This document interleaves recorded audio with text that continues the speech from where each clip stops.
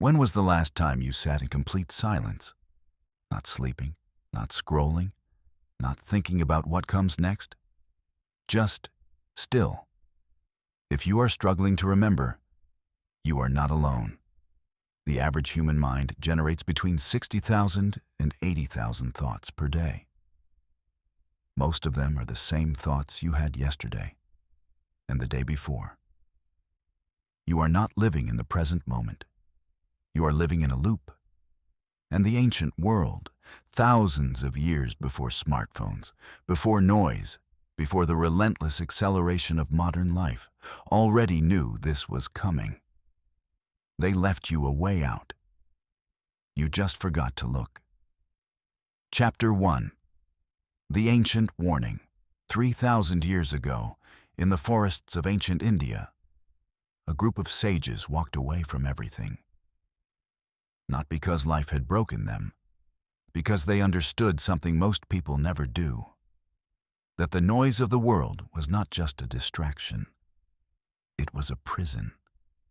They called the restless, endlessly chattering mind chitta vritti, the fluctuations of consciousness, the constant rippling of thought, desire, memory, and anticipation that prevents a human being from ever truly arriving in the present moment.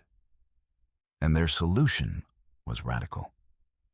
Be still, not as an escape, not as a retreat from life, but as the most courageous act a human being can perform. Because stillness, they said, is not emptiness. It is the ground beneath everything. The Tao Te Ching, written by the sage Lao Tzu over 2,500 years ago, opens with a paradox that has confused and illuminated readers ever since. To the mind that is still, the whole universe surrenders.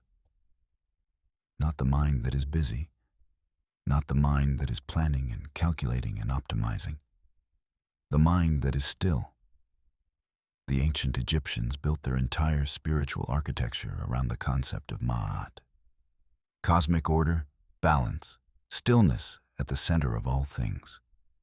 The desert fathers of early Christianity abandoned cities and walked into the wilderness, not to punish themselves, but to find what could only be found in silence. They called it hesychia, inner stillness, the quiet presence of something sacred beneath the surface of ordinary life. Across every tradition, every culture, every era of human history, the wisest human beings who ever lived arrived at the same conclusion. The peace you are searching for is not out there. It was never out there. It is here, beneath the noise, beneath the thoughts, beneath the endless wanting and fearing and planning. It has always been here. But if stillness has been available to every human being since the beginning of time, why is it so impossibly difficult to find? The answer is darker than you might expect. Chapter 2. The War Against Silence. The philosopher Blaise Pascal wrote in 1654, "All of humanity's problems stem from man's inability to sit quietly in a room alone." Read that again. All of humanity's problems. Not some, not most, all. Pascal understood something about human nature that we are only now beginning to measure scientifically. Silence is uncomfortable, not because it is empty, because it is full. When the noise stops, when the distractions fall away, what remains is you. Your unresolved grief, your unanswered questions, the life you have been postponing, the feelings you have been outrunning. Stillness doesn't create these things. It reveals them. And so rather than face them, we fill every moment.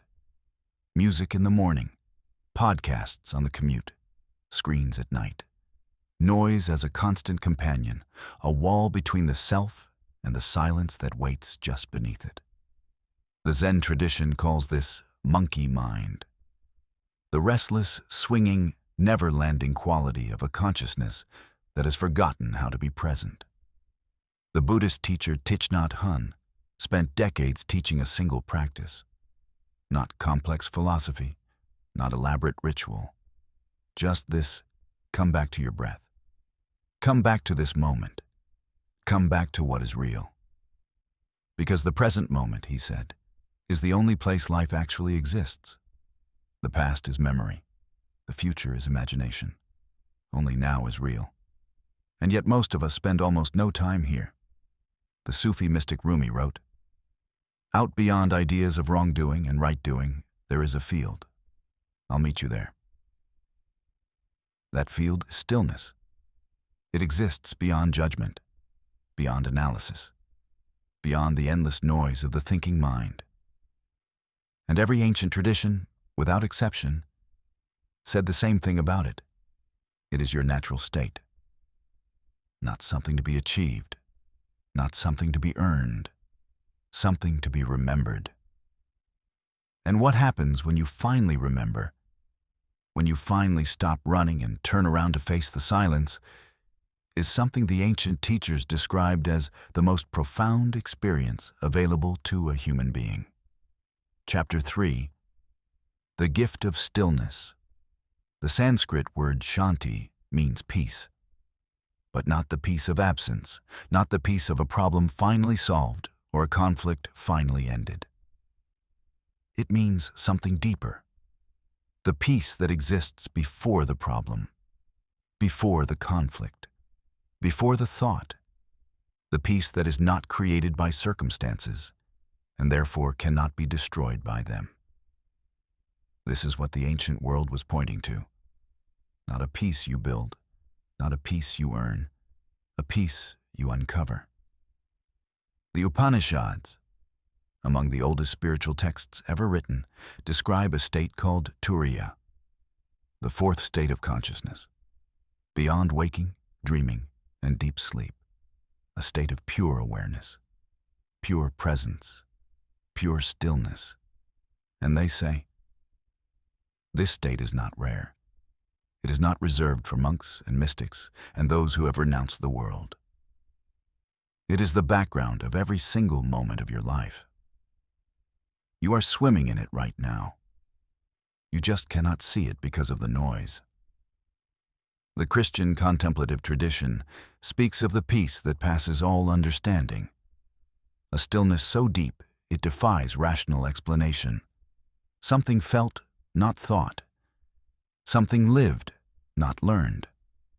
The Japanese concept of ma, the sacred pause, the meaningful silence between notes, teaches that what is absent is as important as what is present, that the space between things is not nothing, it is everything.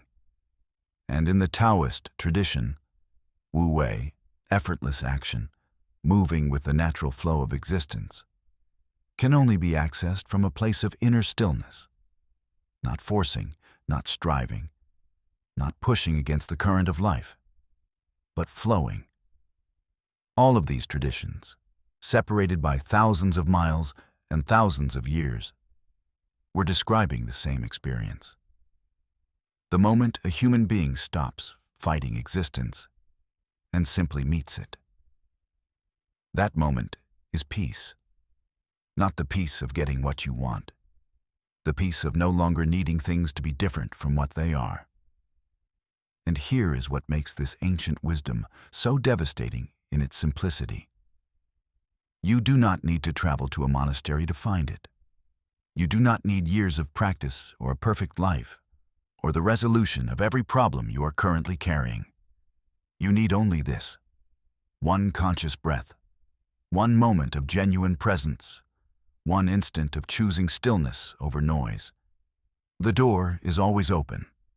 The only question is whether you are willing to walk through it. Chapter 4. The Return. The ancient teachers did not promise that stillness would make your life easier. They promised something far more valuable, that it would make you real. That in the silence, beneath the noise and the wanting and the endless becoming, you would find something that had always been there.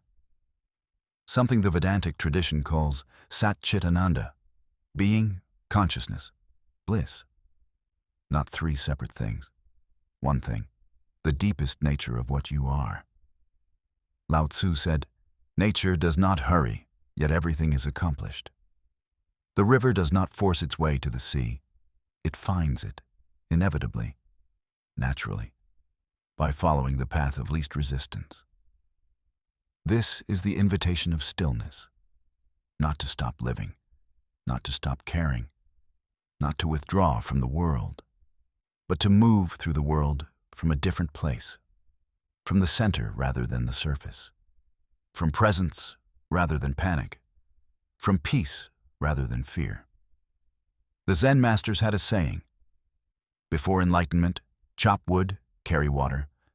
After enlightenment, chop wood, carry water. The outer life does not change. The inner life changes everything.